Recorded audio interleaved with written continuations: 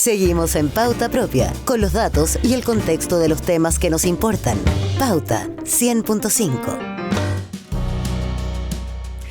Partimos esta mesa de todos para hablar de la mujer y la equidad de género, del Ministerio de la Mujer y la Equidad de Género, que fue sin duda uno de los espacios donde este gobierno decidió jugar y jugar en lo concreto y también en lo simbólico de manera bastante fuerte, no solamente por los contenidos, violencia, cuidados, derechos sexuales y reproductivos, equidad laboral también, sino por el lugar político que se le dio. Por primera vez la cartera entró al comité político y sentándose en la mesa donde se toman las decisiones estratégicas del gobierno. Y eso fue una señal bastante clara. La agenda de género dejaba de ser periférica para volverse estructural, al menos en el diseño, y eso será parte del balance que queremos en esta jornada.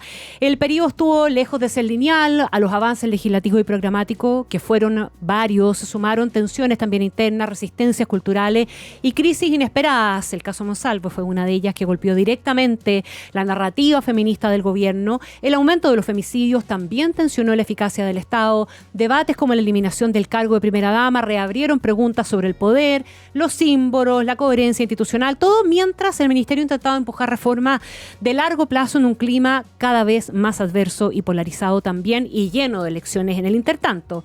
En ese contexto, la gestión quedó marcada por una doble exigencia: responder a la urgencia, violencia, protección, señales políticas, y al mismo tiempo dejar bases que sobrevivan al cambio de gobierno. Hoy día, cuando el ciclo se cierra y el país entra en una etapa política distinta, la pregunta no es solamente qué se avanzó, sino qué quedó inconcluso y en qué no debiera retrocederse también. De ese balance vamos a hablar hoy día con la ministra Antonia Orellana, ministra de la Mujer y Equidad de Género. ¿Cómo estás, ministra? Bienvenida. Buenos días. Ministra, bien cerquita del micrófono, fuerte. Yo quisiera partir por una mirada suya un poquito en retrospectiva de la Antonia Orellana que llega al gobierno, y cuánto pesa finalmente esa trayectoria y los 4 años casi que se están cumpliendo de la gestión ejecutiva. El ejecutivo es un poder ejecutivo, ¿verdad? Y eso cambia de alguna manera también la forma en que uno se aproxima y se van tomando las decisiones. Usted formó parte de la Revolución Pingüina, ha admitido que en ese entonces tenía una postura más radical que la que tiene hoy día. Y mirando para atrás, ¿cómo ha moldeado esa, comillas, frustración estudiantil su manera de entender la negociación política desde el Estado? La verdad es que no diría que mi participación en política tiene que ver con la frustración estudiantil. A mí me tocó estar en un colegio, en un liceo público, el 2006. Digo, era difícil no participar de la Revolución Pingüina. Estaba en pleno proceso. Claro. Era todo lo que estaba pasando en el liceo. Sino que son muchas cosas. Lo que en esa época tenía era frustración porque nos movilizamos mucho y a la larga lo que se consiguió fue poco. La Ley General de Educación no fue una reforma sustantiva respecto a las demandas que teníamos el 2006. Uh-huh. Eso tuvo que esperar sus años y ocurrió más bien en el segundo gobierno de la presidenta. Pero definitivamente yo creo que evidentemente tendría que ser muy burra para ser la misma persona que hace 4 años. No, pero la pregunta más bien tiene que ver cuánto moldeó y cuánto le permitió entender ese tránsito, ¿verdad? De la frustración que en ese momento le pudo haber generado no conseguir lo que se buscaba, a entender cómo se negocia políticamente cuando uno ya es parte del Estado. Yo creo que hay una cuestión que siempre te permite tener mucha más flexibilidad, que es tener claro a dónde uno quiere llegar. Porque cuando uno sabe cuál es el horizonte hacia el que va, no es una tragedia pausar un poco, no es una desviación moral darse cuenta de que hay que tomar una opción alternativa, porque hay un horizonte. Yo creo que en ese sentido, si bien a mí muchas veces se me ha acusado de muy dogmática, la verdad es que todas las veces que nos ha tocado poner eso a prueba, lo hemos logrado con acuerdos grandes. La ley Papito Corazón se despachó por unanimidad en ambas cámaras, que es algo que no es muy común en estos días, y menos aún para la agenda de género. La ley integral contra la violencia la logramos desatascar. Después de 7 años de tramitación, la ley de reparación a víctimas de femicidio, que por primera vez entregó pensiones de apoyo para los niños y niñas huérfanos por el femicidio de sus madres, y al menos 2 pasadas por el Tribunal Constitucional, y por lo tanto hemos ido sorteando esos obstáculos en base también a buscar acuerdos que, en mi opinión, es también la pragmática que nos exigen las mujeres. Ajá. Ministra, cuando usted mira su gestión en perspectiva, ¿cuál diría que es el principal logro político del Ministerio de la Mujer y Equidad de Género, considerando que además operó desde el Ministerio, desde el Comité Político. Haber entrado al Comité Político, usted me dirá qué tan relevante es, si es o no es un logro en términos institucionales para el Ministerio, pero una ley, un cambio cultural, el haber puesto a un nivel distinto la conversación respecto de sus temas. Yo creo que uno de los grandes aportes del Ministerio estos 2 años ha sido el de transformar la palabra papito corazón de algo chistosito a una mala palabra. El otro día veía en TikTok un video de unos niños en un colegio, medio entre pena y risa, que cantaban papá, págame la pensión, así como, no sé, con la guitarra de palo de la clase de música. Por mucho tiempo la pensión de alimentos fue considerado un favor hacia la madre. Y eso tiene que ver mucho con algo que yo digo que es la ley abuela, claro, de esto, que es la ley de filiación. Cuando estoy en terreno con jóvenes, la verdad es que las caras que me ponen cuando les explico que hasta fines de los 90 en Chile los niños tenían distinto valor ante la sociedad, que es lo que expresa la ley, según si sus padres estaban casados o no, o estaban reconocidos por ese fue un cambio muy, el padre, muy brutal, ¿eh? Es muy brutal. Sí. Y por lo tanto abrió la puerta para cambios como este. Yo creo que hemos ido avanzando hacia entender que el abandono parental, uno, no es parte de la picardía del chileno, porque efectivamente tiene una raigambre cultural muy amplia. O sea, podríamos llegar hasta Bernardo Higgins. Sí, le decían el guacho Riquelme. Sí, una raigambre cultural muy fuerte, entonces, que empieza a cambiar. ¿Cuánto de eso va a ser suficiente para que pasemos de la cultura del abandono a la cultura del cumplimiento y de la corresponsabilidad? Probablemente con una ley no basta, pero creo que ahí se echó a andar algo que es bien potente. ¿Y usted cree que se logró transversalizar desde el punto de vista más cultural, si usted quiere, este tipo de temas, volviendo a los temas de la sociedad completa? Ya leo, porque yo me acuerdo de la tramitación, yo soy mucho más vieja que usted, ministra, la ley de filiación fue discutida, fue muy resistida por sectores conservadores en este país. Sí, va a caer la sociedad. ¿Ah? Sí, va a caer la sociedad. Sí, pues, tal cual. ¿Hoy día usted cree que este tipo de temas ya se han logrado transversalizar de otra manera? Yo creo que siempre enfrentan resistencia, pero creo que es algo que no hay que demonizar, porque la cuestión con los asuntos de género es que siempre tocan una dimensión muy íntima. Yo puedo aceptar una idea en abstracto, pero si la miro hacia mi familia, de repente es más dolorosa. Y por eso también hay tanta resistencia a discutirla a nivel político y a nivel social, digamos, general. En ese sentido lo podemos ver en términos institucionales también. Hoy el Registro Nacional de Deudores de Pensiones de Alimentos, que es una ley nobleza obliga, fue aprobada en el gobierno anterior. A nosotros nos tocó implementarla sin recursos, también vuelvo a decir, porque no tenía informe financiero. Entonces llego yo en marzo del 2022 a decirle al director del Registro Civil, ¿cómo estamos para montar este tremendo armatoste de datos? Páseme las lucas primero. Y me mira con cara de tragedia. O sea, y por mucho tiempo temíamos cada vez que se incorporaba una nueva institución, por ejemplo el sistema bancario, que no hace consultas uno a uno así como funcionario público. Hace consultas masivas de a 100.000 personas para ver si están en el registro. Todo eso fue un desafío gigantesco y por lo tanto logramos que la estructura financiera a través de la Comisión para el Mercado Financiero, el CERVEL, los municipios, las notarías estuvieran implicadas en eso, y eso fue gracias al empuje que se le dio. También la cambiamos. La ley venía con un defecto, a mi parecer, muy grave. ¿Cuál era? Que no se podía salir del registro de deudores. Ah. Es decir, tú estabas ahí como en un dicom eterno de... Ok, o sea, yo puedo estar al día y seguir igual. Sí, o sea, tú podías pagar y seguir en el registro de deudores, lo que a mi parecer no cumple el objetivo de la política pública, porque es que se consiga el pago. No es etiquetar eternamente a una persona. No hacer un diario mural de la vergüenza, ¿cierto? Que se confunde bastante y no es el objetivo es el de la ley. De hecho, el registro es privado. Nosotros con la ley Papito Corazón, que modificó, entre otras cosas, la ley del registro, abrimos la posibilidad a salir. El primer año salían 1 de cada 5 deudores. Hoy estamos en 7 de cada 9. Es decir, hay un impulso importante a partir de abrir esa puerta, porque además se puede lograr no solamente mediante el pago, sino también mediante el acuerdo de pago serio y suficiente, que son las categorías que pone la ley. Estamos conversando con la ministra de la Mujer y Equidad de Género, Antonia Orellana. Ministra, vuelvo un segundo al tema de la participación en el comité político para entender un poquitito cómo proyecta usted que ese cambio se pudo dar, o si uno tiene que entender que el ministerio entró al comité político porque usted era la titular del ministerio. Yo creo Usted que es una frente amplista, dirigente importante, cercana al presidente, o sea, con todos esos títulos, entre comillas. ¿Tiene que ver con la persona de Antonio Orellana o tiene que ver con la idea de que institucionalmente hay una convicción de que ese es el lugar en el que tiene que estar? si uno lo mira desde la perspectiva de la política pública, es una posición que es muy desafiante para el ministerio. ¿Por qué? Porque, por ejemplo, nuestra principal forma de articulación en el Estado es las metas de género, que algunas tienen peso presupuestario a través de los programas de mejoramiento en gestión, que de hecho fueron creadas durante la gestión de Mario Marcel en la DIPRE. Me da mucha risa eso. Así que las conocía perfecto cuando usted llegó con la carpeta. Así es. Pero esa es nuestra forma de incidencia. Distinto del caso, por ejemplo, de CGGov, que tiene el aparato de la vocería y la SECOM. Distinto del caso de las Express, que está a cargo de todos los actos administrativos, qué decir Interior o Hacienda.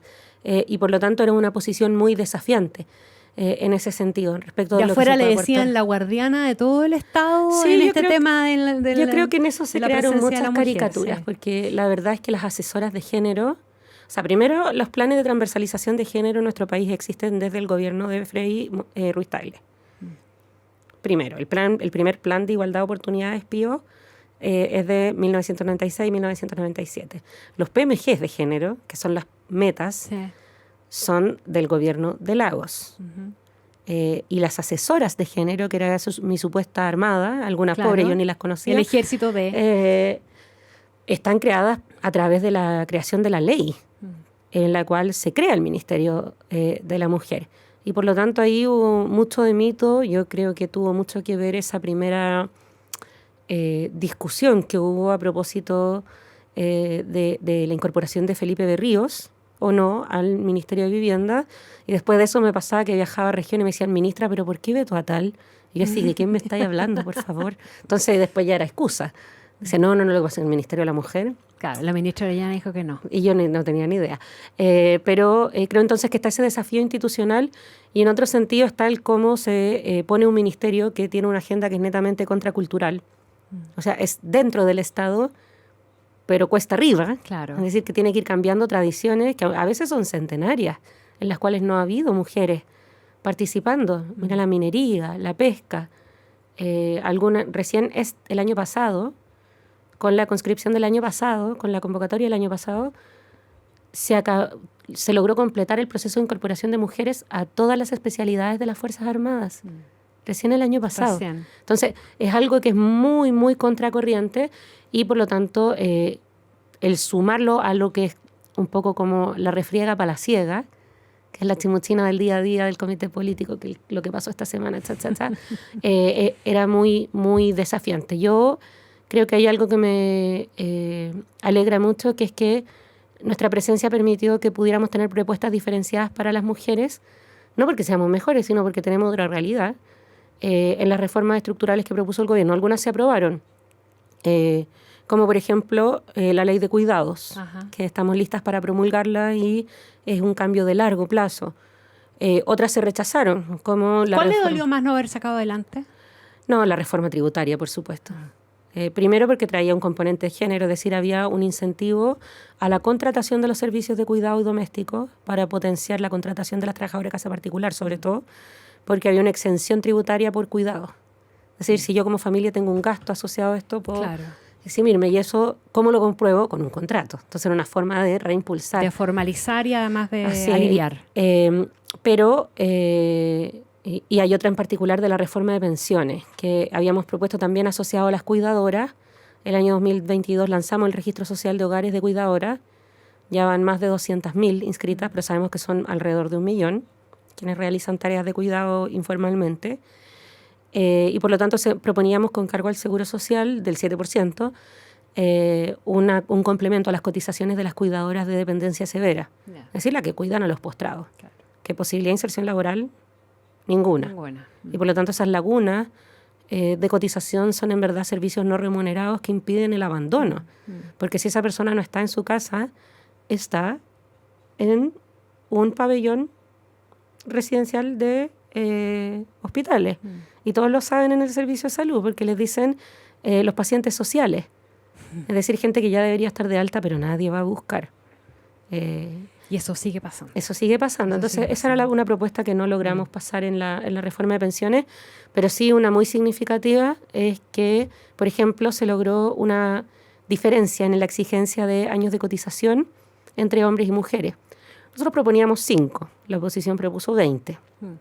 Quedamos en 10 para las mujeres y 20 para los hombres. Sí. Y por lo tanto con eso se incorporaron 200.000 mujeres al esquema de beneficios de la garantía por año cotizado.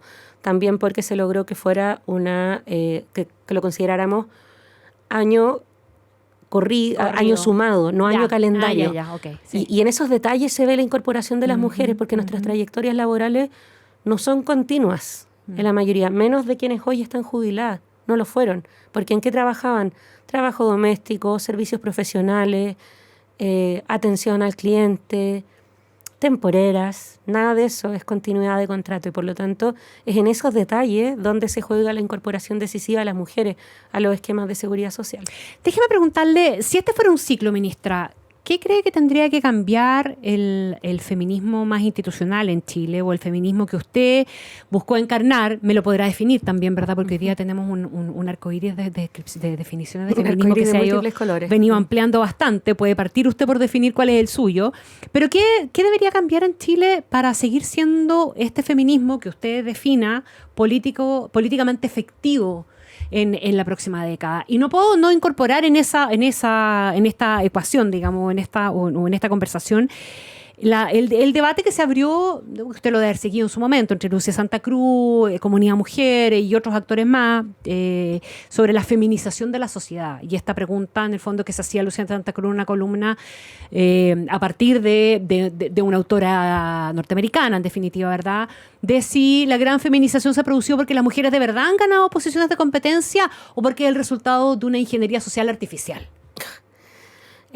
No, yo me siento bastante interpretada por la respuesta que da Comunidad Mujer. O sea, uno puede citar a las autoras que quiera, pero asumir per se que las mujeres se han incorporado a la sociedad. Mamita mía, ¿dónde estábamos en los siglos anteriores?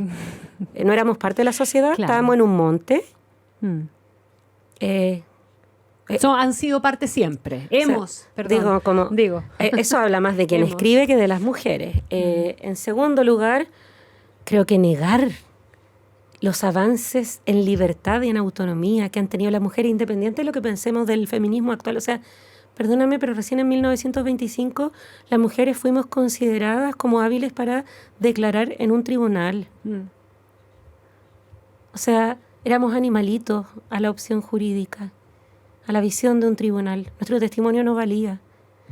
Recién, hace 12 años, se eliminó la exigencia de acreditar resistencia física para poder comprobar una violación. ¿Eso es ingeniería social? Si es así, enhorabuena.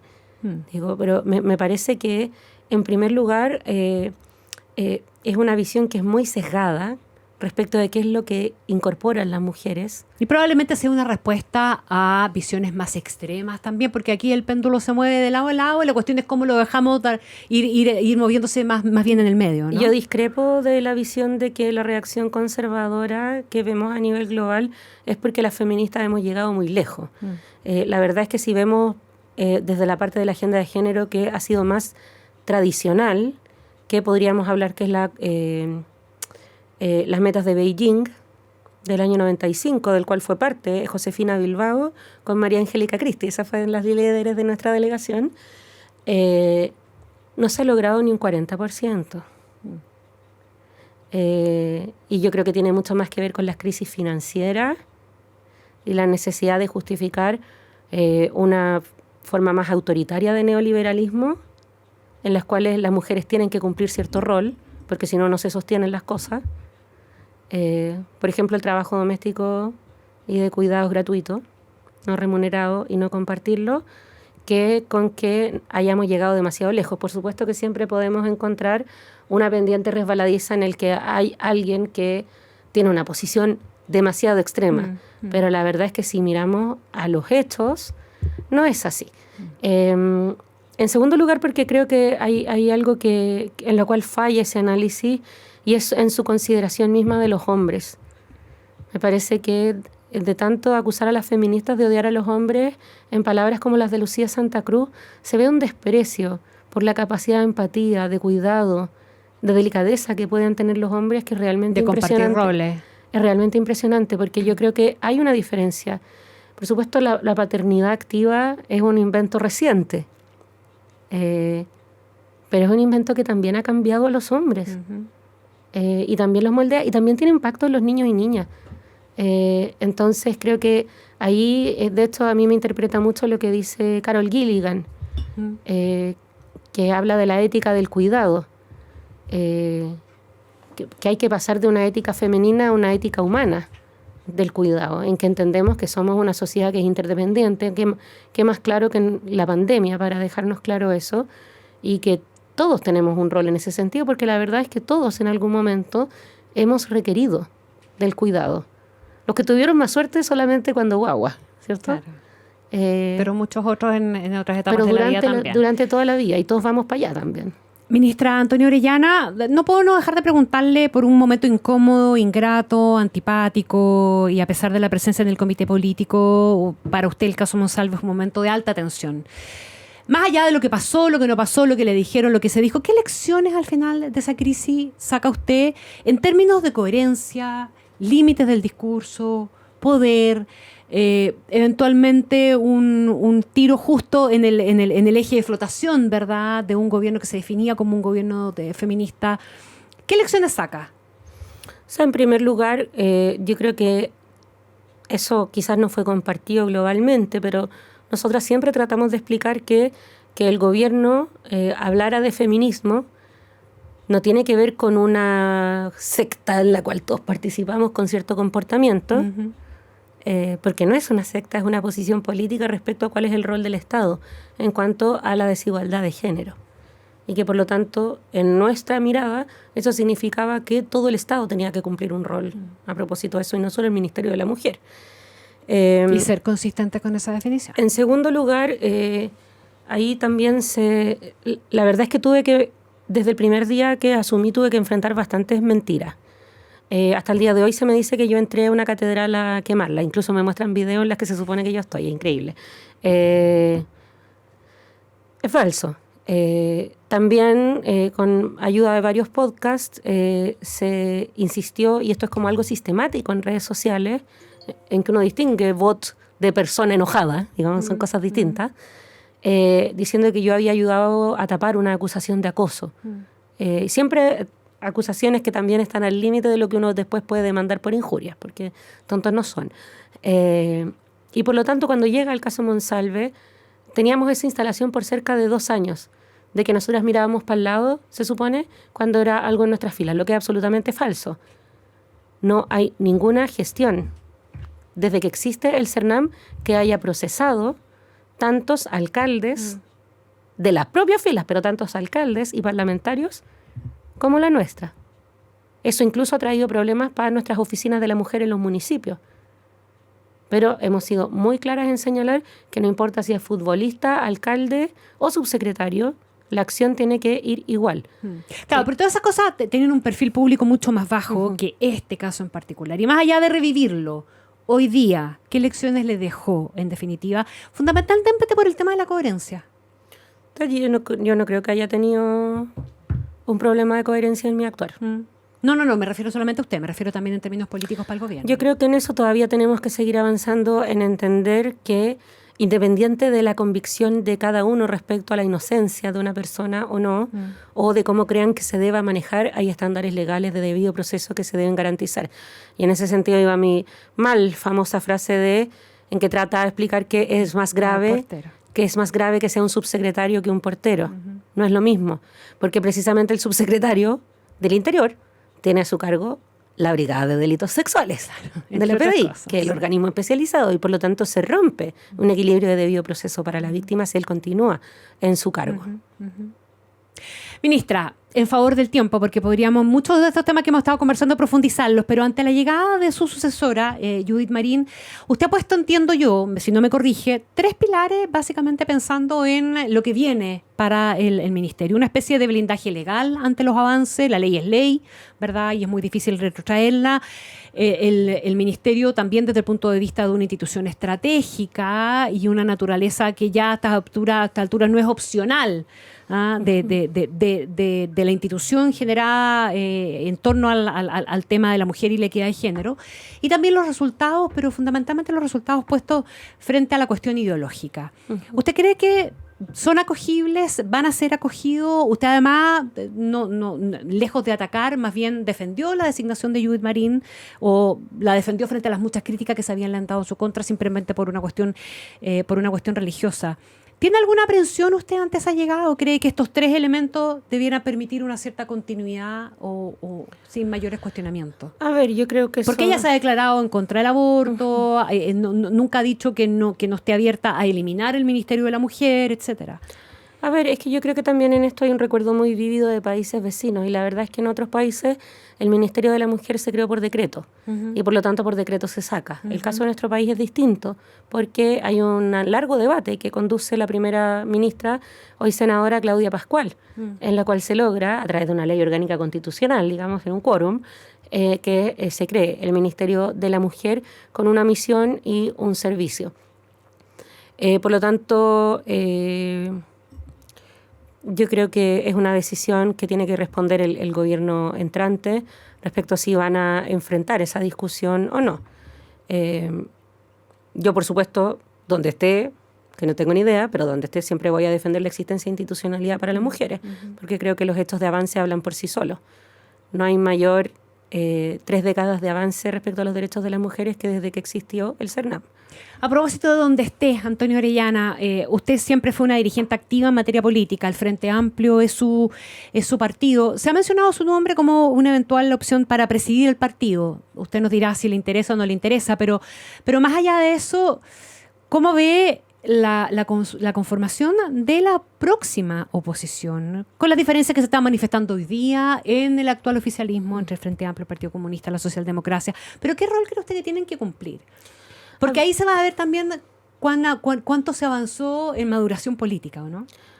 Y discrepo de ese análisis como a priori. Creo que... No, pero a ver, voy a poner un ejemplo. Un ejemplo, el alcalde Tomás Bodanovich, y no recién, sino que hace ya varios meses, dijo que una prueba importante para el Frente Amplio iba a ser el tipo de oposición que concrete finalmente cuando esté de vuelta en la oposición. Por supuesto, y lo que diga Tomás no son las tablas de la ley. No. En ese sentido yo creo que hay ese debate que se ha instalado de qué tipo de oposición vamos a hacer. La verdad es que la incapacidad sistemática de la derecha para dialogar fuera de los límites de su élite cuando se trata de política nacional no es responsabilidad del Frente Amplio. Yo, sin conocer a nadie, me fui a sentar sin problemas cumpliendo el rol que me correspondía a la SOFOFA, a la cena anual de la minería, porque tenía una misión institucional que cumplir. ¿Va a ser capaz el gobierno de Kast de tener esa misma amplitud de mirada respecto al diálogo social como una forma que también asegura gobernabilidad para poder hacer avanzar el país? Esa es una respuesta que tienen que dar ellos. Y por lo tanto, nosotros tenemos un set, una estructura de principios y de lo que creemos mejor para el país. ¿Quiere decir eso que vamos a plantar la bandera de no frente a todo? No, pero no tenemos por qué cargar con la responsabilidad de la eficacia que tenga el gobierno de José Antonio Kast en gobernar. Eso es de cargo de quien gobierna. Y habla también del cinismo con el que se ha enfrentado nuestra administración, en que todo lo que es bueno no es gracias al gobierno, o sea, como que pasó por antonomasia. Por ejemplo, las cifras macroeconómicas. En ese sentido, yo creo que más que cómo nos califique el futuro oficialismo, sobre todo el Partido Republicano, que perdóname, pero de diálogo tiene bien poco que mostrar, me interesa mucho más el que seamos capaces, a través del proceso de Congreso que vamos a iniciar, de pasar de una identidad que fue creada más bien en oposición a ciertas cosas, que no tiene nada de malo, porque era un momento también en que el debate político estaba muy cerrado, era muy difícil. Pero una etapa superada además Sí. después de un proceso de haber gobernado. Así es, a poder decir más claramente, no estamos en contra de, sino esto es lo que queremos para el país. Creo que Y esto es lo que proponemos. Y creo que ese es el principal desafío, no qué tanto connivente vamos a hacer con el gobierno de Kast. Yo creo que esa es responsabilidad del gobierno de Kast, no de la oposición. ¿Presidiría el Frente Amplio usted? Yo en este momento creo que no hay que adelantar esa discusión, que no es conveniente. Hay una directiva electa vigente que lidera la Conti Martínez y que tiene todo mi apoyo. Ministra Antonia Orellana, ministra de la Mujer y Equidad de Género, muchas gracias por estar en Pauta Propia. A ti. Nos despedimos de esta mesa de todos. Quédense en sintonía de Pauta 100.5. Chau, chau.